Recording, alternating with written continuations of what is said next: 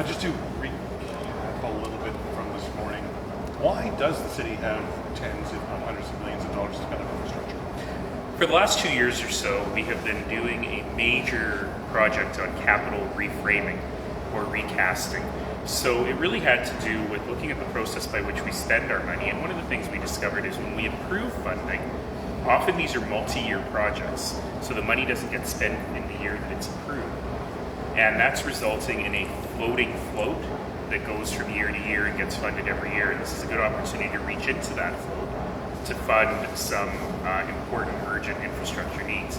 That and some projects are coming in under budget because of lower construction costs and the economic downturn. So we've been able to capture some savings there.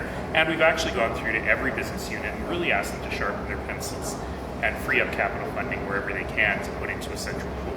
And from that pool, we've been able to fund a number of significant priority projects. The council approves them in principle today, including improvements to Crowchild Trail, the completion of Airport Trail, some flood mitigation work, and a really exciting project to revitalize main streets throughout the city. None of these things would add to operating? The idea is that the things that we are funding have minimal to no operating costs, so we're not spending a lot of time building things that would cost a lot of money to run. Is it fair to say it's hundreds of millions of dollars? It's a big number.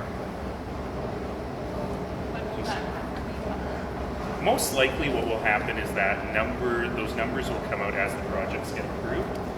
But it's a big number, it's significant. I mean, you can do a little bit of research and look at Crowchild Trail alone and realize, well, that's a project that's well into the